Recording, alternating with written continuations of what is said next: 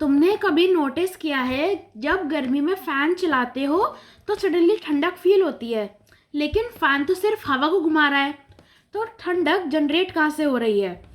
या फिर जब हम मेटल को टच करते हैं तो वो ज़्यादा ठंडा लगता है, लेकिन जब वुड को टच करते हैं तो उतना ठंडा नहीं लगता, जबकि दोनों सेम टेम्परेचर पे थे।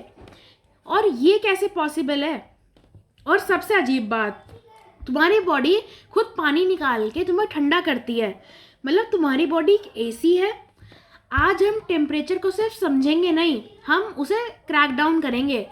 और मैं प्रॉमिस करता हूँ इस वीडियो के बाद तुम गर्म और ठंडे को कभी सेम वे से नहीं देखोगे।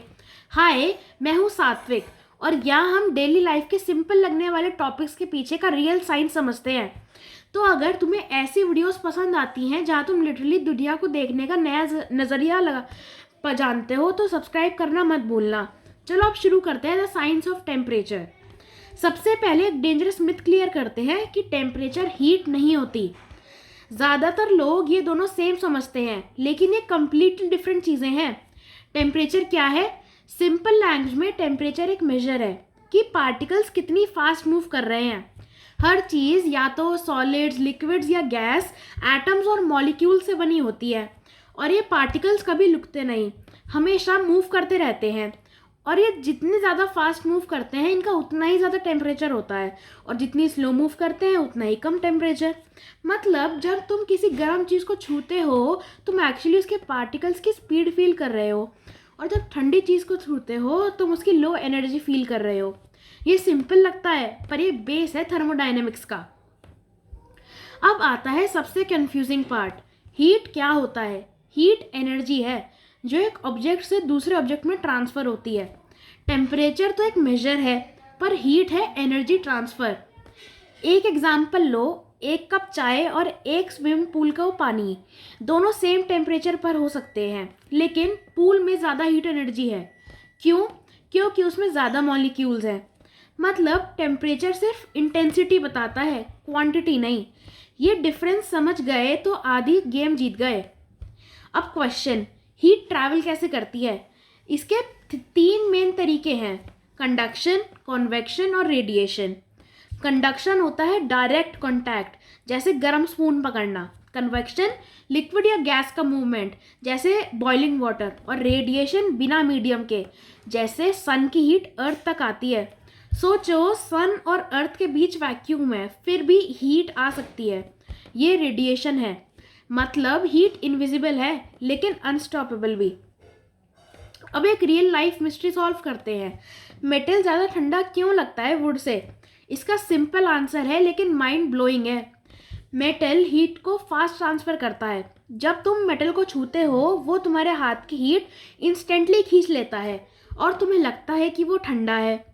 और ये काम करने में वुड थोड़ा स्लो है। मतलब फीलिंग एक्चुअल टेम्परेचर की नहीं है, फीलिंग हीट ट्रांसफ़र की स्पीड है। अब तुम्हारी बॉडी पर आते हैं। जब तुम्हें गर्मी लगती है बॉडी स्वेट रिलीज करती है, और जब स्वेट इवेपोरेट होता है वो हीट ले जाता है तुम्हारी बॉडी से। इसको कहते हैं इवेपोरेटिव कूलिंग। इसलिए फ़ैन काम करता है। फ़ैन हवा को ठंडा नहीं करता, वो इवेपोरेशन की जो स्पीड है उसे तेज कर देता है। मतलब फ़ैन कोई कूलिंग स्पीड नहीं है, वो इवेपोरेशन बूस्टर है। ब्लैक कपड़े ज़्यादा गर्म क्यों लगते हैं? क्योंकि ब्लैक कलर हीट एब्जॉर्ब करता है, और वाइट मोस्टली लाइट रिफ्लेक्ट कर देता है। इसलिए डेजर्ट में लोग वाइट कलर के कपड़े पहनते हैं। इसका भी आपने देखा कि कितना सिंपल साइंस था, पर इसका कितना बड़ा रियल लाइफ इम्पैक्ट है। टेम्परेचर चेंज से मैटर चेंज भी होता है, जैसे आइस से वाटर और वाटर से स्टीम। ये फेस चेंज है। और एक माइंड ब्लोइंग फैक्ट सुनोगे, वाटर फ्रीज होने पर एक्सपैंड करता है, इसलिए आइस फ्लोट करती है। अगर ऐसा नहीं होता तो लेक्स बॉटम से फ्रीज होते और लाइफ ख़त्म हो जाती। यूनिवर्स में एक्सट्रीम टेम्परेचर्स भी एग्जिस्ट करते हैं, जैसे सन बहुत ही हॉट है और स्पेस बहुत ज़्यादा कोल्ड है। आपको पता है एब्सोल्यूट कोल्ड कितना होता है? -273.15 डिग्री सेल्सियस।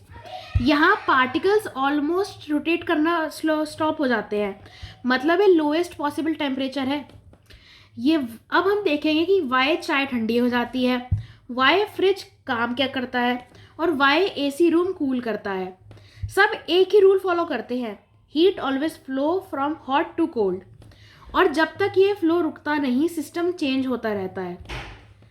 तो अब जब तुम किसी चीज़ को टच करोगे या गर्मी महसूस करोगे या ठंड, याद रखना तुम टेम्परेचर फील नहीं कर रहे, तुम एनर्जी का फ्लो फील कर रहे हो। तुम्हारी बॉडी और दुनिया के बीच एक इनविजिबल एक्सचेंज चल रहा है हर सेकेंड। और सच ये है, साइंस कोई बोरिंग सब्जेक्ट नहीं है। साइंस वो है जो तुम रोज फील करते हो, बस तुम उसे नोटिस नहीं कर पाते। अगर आज तुमने कुछ नया सीखा तो वीडियो को लाइक करो और किसी दोस्त के साथ शेयर करो जो हमेशा बोलता है भाई कितनी गर्मी है। अगर तुम्हें ऐसे ही डीप साइंस वीडियोस पसंद आते हैं तो चैनल को सब्सक्राइब करना मत भूलना।